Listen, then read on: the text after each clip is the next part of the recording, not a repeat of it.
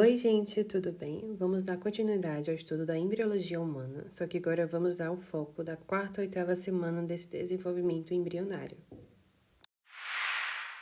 Alguns pontos gerais que a gente tem durante esse período é que são formadas as principais estruturas externas e internas do embrião.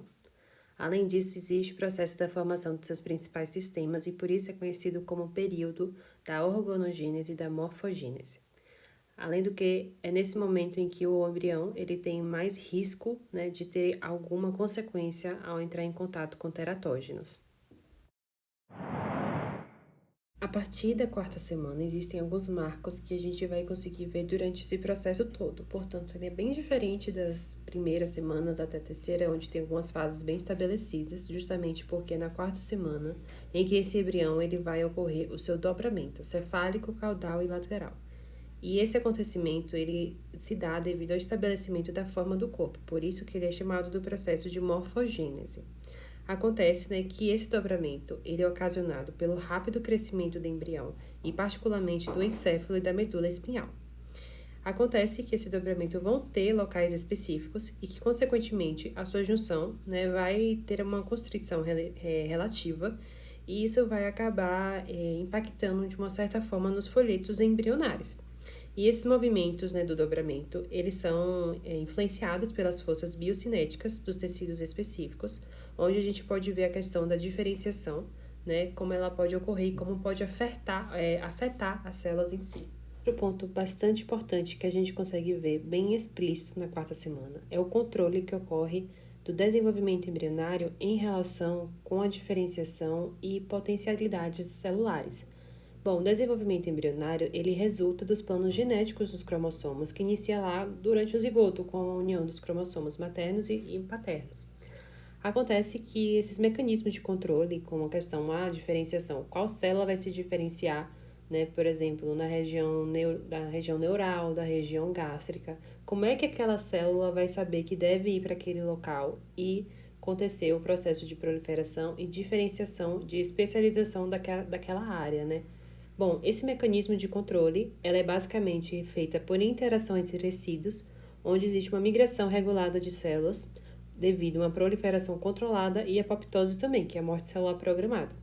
Acontece que esses mecanismos eles vão orientar a diferenciação e garantir o desenvolvimento sincrônico entre elas. E além disso, a gente também pode perceber a questão do padrão de desenvolvimento e os processos morfogênicos regulados por mecanismos moleculares complexos. Alguns estudos, né, eles trazem que aquelas células que vão ser diferenciadas, elas já nascem, entre aspas, programadas e vão para um certo local. E aquele local que aquela célula vai, já vai ser meio que o processo da diferenciação, mas ainda são hipóteses e o que se sabe é que, de maneira geral, é justamente essa migração regulada, além da questão dos planos genéticos. Para finalizar essa primeira parte introdutória, é importante lembrar que o desenvolvimento embrionário ele é um processo de crescimento e aumento da complexidade estrutural e funcional celular. E esse crescimento se dá através de mitoses e produção de componentes da matriz extracelular, a cada vez que existe uma especificidade e uma complexidade alcançada pela diferenciação. Importante também falar que as células que compõem esses tecidos, muito jovens, são pluripotentes. O que isso significa? Que elas são capazes de seguir uma ou mais vias de desenvolvimento e têm um amplo potencial de desenvolvimento em questão da sua especialização.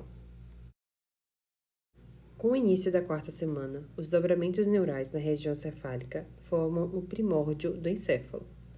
Acontece, né, que por ele estar naquele local, vai receber sinalizações celulares que vão induzir um crescimento em direção cefálica e, além da membrana bucofaríngea, vai colocar o coração em desenvolvimento.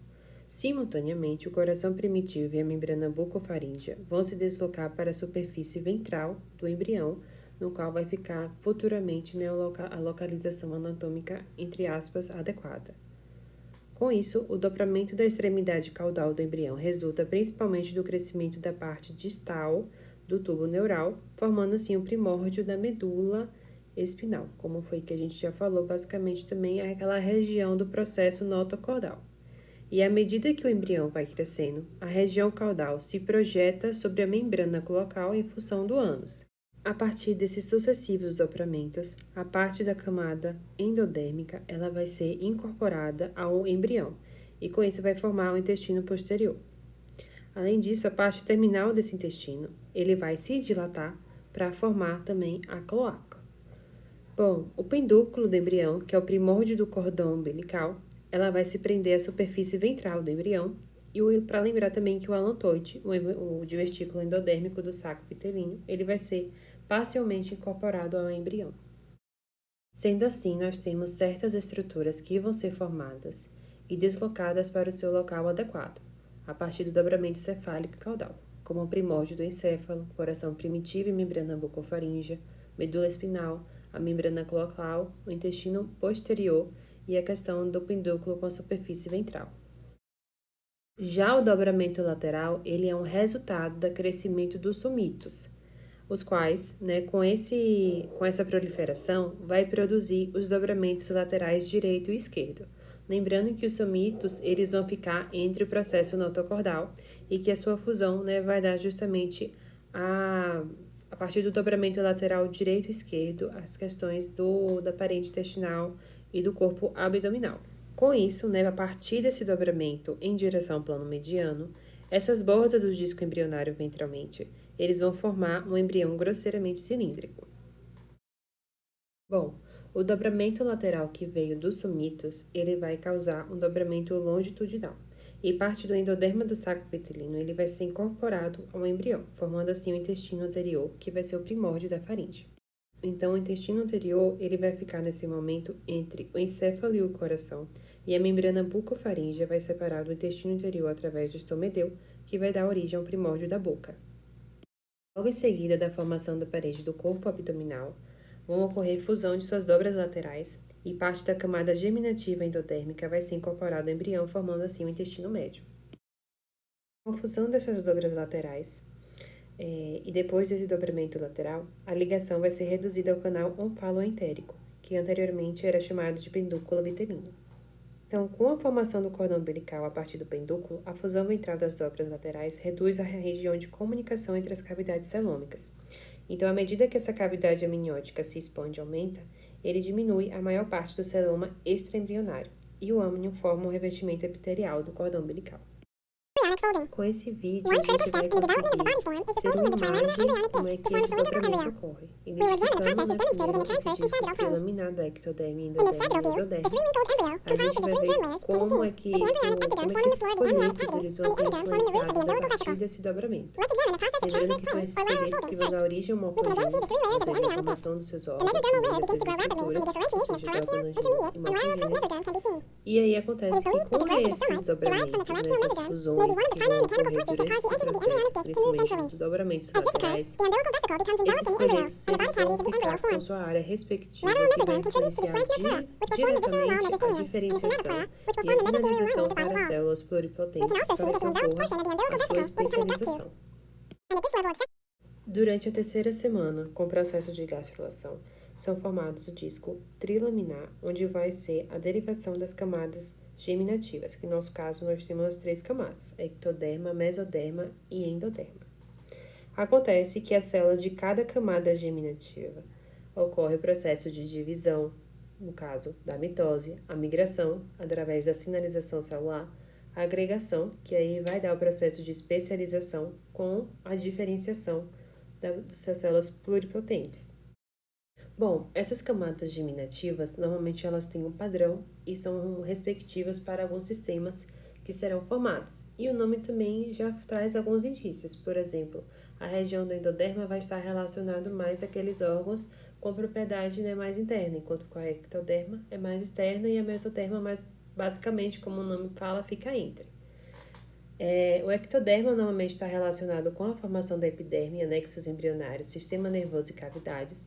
A mesoderma com a derme, ossos e músculos, é o sistema circulatório e reprodutor, enquanto que o endoderma está relacionado com o sistema reprodutor e digestório. Nesse esquema, a gente vai poder ver a relação do embrioblasto, do epiblasto com seu disco embrionário trilaminar e a formação das 3 camadas germinativas. A endoderme a gente pode ver que está relacionada com essas partes específicas, enquanto que a mesoderme vai estar relacionado mais com o crânio, a questão de músculos da cabeça, sistema urogenital e gônadas, tecido conjuntivo, e que a ectoderme vai estar relacionada, dividida em superficial, com a epiderme, e a neuroectoderme com o sistema nervoso central. Então, claro, isso de maneira geral. Ali eu só trouxe uma questão de mais resumida, mas aqui a gente consegue ver mais específico. A partir desse momento, a gente vai conseguir acompanhar as fases que ocorrem em cada semana, a partir da quarta até a oitava. Na quarta semana, ocorrem muitas mudanças importantes, justamente devido àqueles dobramentos que já foram ditos. Mas basicamente, no início o embrião ele é quase reto, e na quarta semana, com esses dobramentos, ocorrem elevações de superfícies que são produzidas pelos somitos e o tubo neural, o qual está aberto ainda nos neuroporos cranial e caudal. Bom, com 24 dias, os arcos da faringe eles tornam-se visíveis e nesse momento o embrião encontra-se ligeiramente curvado por causa do dobramento cefálico e caudal. E o coração primitivo produz uma grande proeminência ventral e já começa a bombear o sangue. Com 24 dias, o neuroporo cranial já está se fechando, e é nesse momento, por exemplo, que a gente pode encontrar alguns defeitos congênitos do fechamento do tubo neural, que normalmente pode estar relacionado com ácido fólico, com a vitamina B12, entre outros. Com 26 dias, o encéfalo anterior produz uma elevação saliente da cabeça e uma longa e curva eminência caudal, que é uma estrutura basicamente como se fosse de uma cauda que está presente. E aos 28 dias, os brotos dos membros superiores aparecem como pequenas,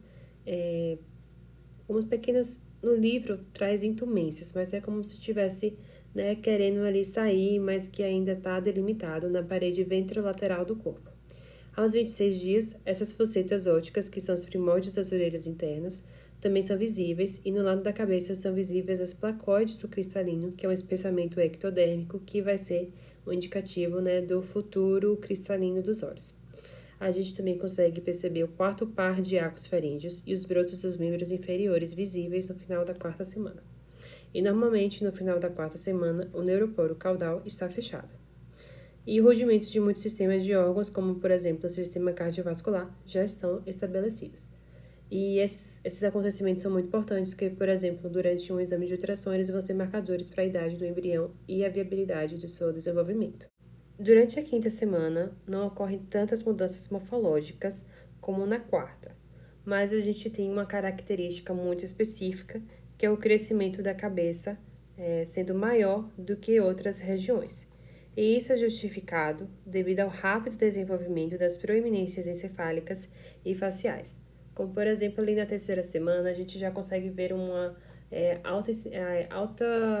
alto desenvolvimento mesmo do tubo neural, das cristas neurais, e que isso vai trazer um primórdio, ou seja, como se fosse um start para que ocorresse esse bom desenvolvimento do sistema nervoso.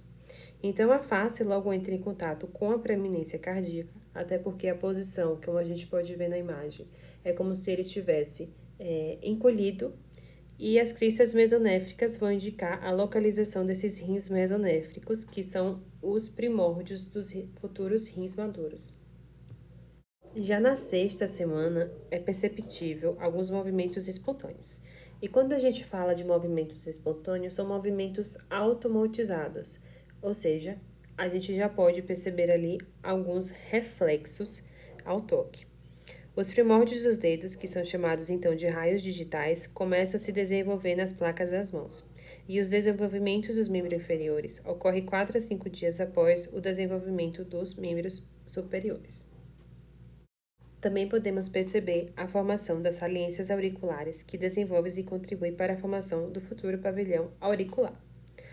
Também podemos perceber que os olhos são bem evidentes devido à formação do pigmento da retina, e a cabeça ainda continua maior que o tronco e está encurvada sobre a grande proeminência cardíaca. Essa posição é o resultado da flexão da região cervical, e o tronco então começa a se endireitar. E durante a sexta semana, os intestinos penetram o celoma extraembrionário, e essa herniação umbilical é um evento normal do embrião e que ocorre nessa idade para que a cavidade abdominal possa acomodar o rápido crescimento do intestino. Durante a sétima semana, os membros sofrem modificações consideráveis e que são bem visíveis durante os exames. Aparecem chanfraduras entre os raios digitais das placas das mãos, as quais separam os futuros dedos.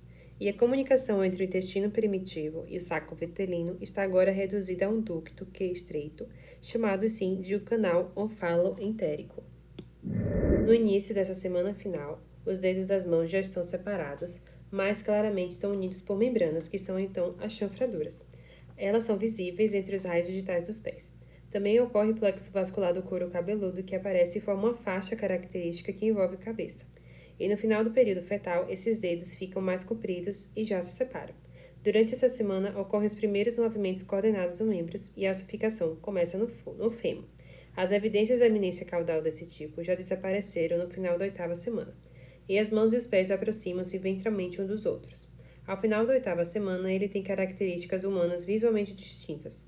Entretanto, a cabeça ainda é desproporcionalmente grande, constituindo quase metade do embrião. Bom, gente, foi isso. Tentei trazer de forma bem resumida. Espero que tenha ajudado vocês de alguma forma. É isso, beijos, até a próxima.